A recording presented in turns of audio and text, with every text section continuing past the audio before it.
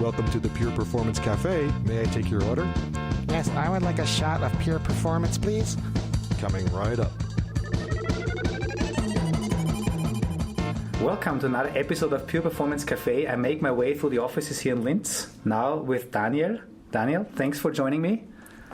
Hi, Andy. Here we go. I know you're a little nervous, but don't be nervous. Come on. You are a regular speaker. You are the technology lead for Node.js within Dynatrace with our innovation lab. So, Daniel, the audience might be interested that have never heard about Node.js.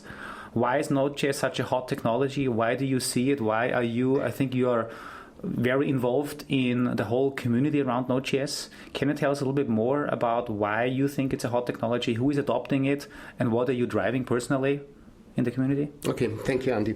So Node.js is a JavaScript-based server-side technology. This means you can run JavaScript on the server.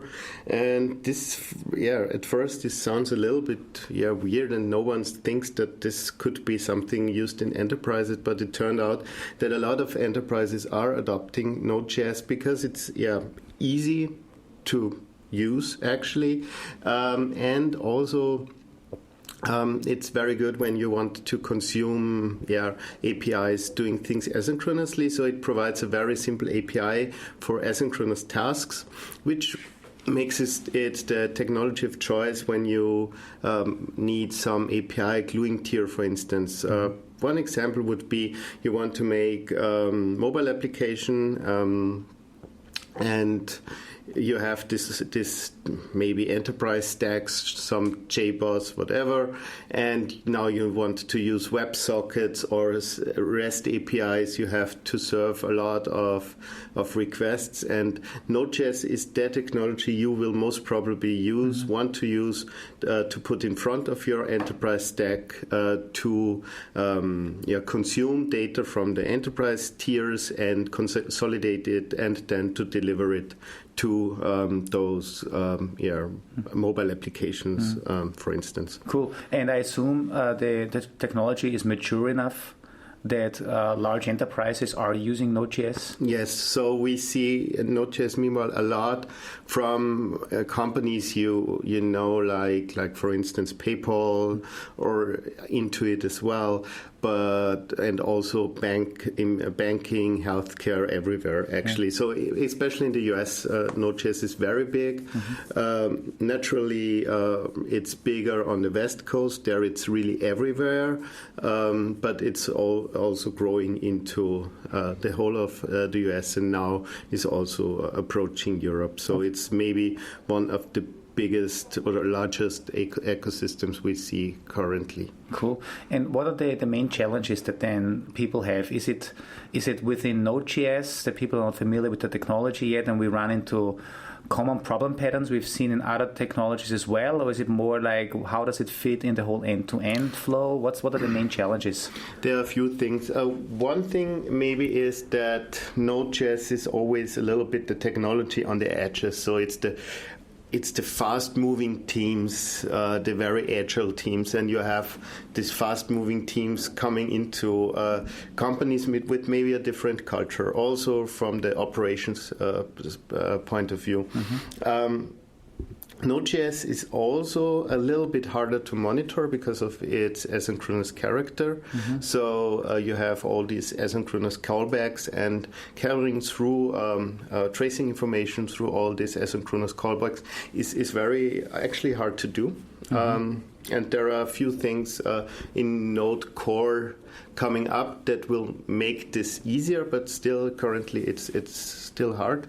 I think you wrote some blog posts. I mean, what about memory monitoring?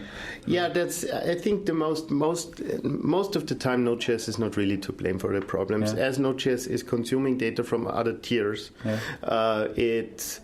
most of the time the problem is somewhere down the stack, because it maybe some slow database or some slow enterprise backend, and Node.js then might get non-deterministic because it has to consume data that is not it requests data from a backend, but the backend does not reply fast enough, and then things get slow, and the event loop that was Node.js drives more or less gets congested, and then things things start to fail. That's one thing. And sure, you have Node.js is differently than maybe PHP, a long-running process. Yeah. This means you are prone to memory leaks and everything you know about that. And that's basically also, I guess, why then people may start blaming Node.js as the first thing, because it's on the edge.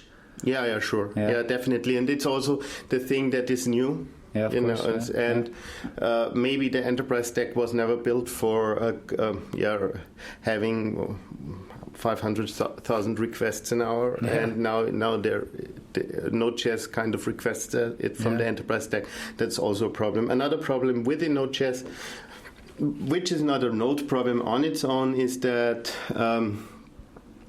Node.js runs in a single thread. This means that you don't want to do anything within Node.js that really consumes a lot of CPU cycles. And if you do, most probably the whole process will block, and this will really slow down everything. If you compare it again to maybe PHP, for every request, each request, a new thread will be spawned. Yeah. And so if one thread is blocked, that's not a big problem. In Node.js, it means that the whole node process is blocked and will not be able to reply or serve any requests until this CPU-hungry operation is done. So that means the way you scale it is by horizontal, just adding more nodes, I guess, in parallel. Is that obviously the better? First of all, avoid doing things that are CPU-heavy. Yeah. In every other cases, Node.js will perform very well and will really,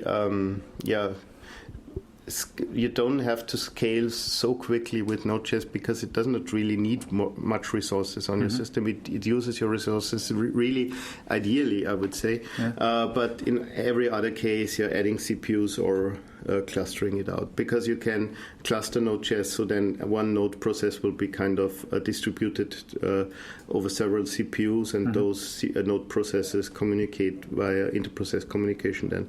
So that's possible as well, but yeah. Hey, if people want to learn more about Node.js and also the work that you've been doing and what we offer as Dynatrace, what's the best way to get more information? Visit our blog. I have several blog posts on there. Also follow me on Twitter. It's DKhan. It's DKHAN. And every time there is something new, I'm always trying to publish this on Twitter. I'm also a member of some Node.js working groups around diagnostics and performance. Yeah. And didn't you also recently do some educational online video platform? Yeah, I did a course for Linda where you can look that up. It's about building a microservice-based Slack bot, which is interesting because it's not, again, another blog or another website you build with some technology, but it's really microservices, Slack, natural language processing, so quite everything that's cool currently. Okay, cool. Well, we got a cell phone going off here. I think this is kind of we don't know who it belongs to. I found it, I switched it off. Yeah. Hey, but Daniel, thank you so much. We'll make sure that your Twitter account is also on the description of the blog, of the podcast. Awesome. And if there's anything else come up in the future, we'll just do another podcast. Awesome. Let's do that. Thank you. Thank you.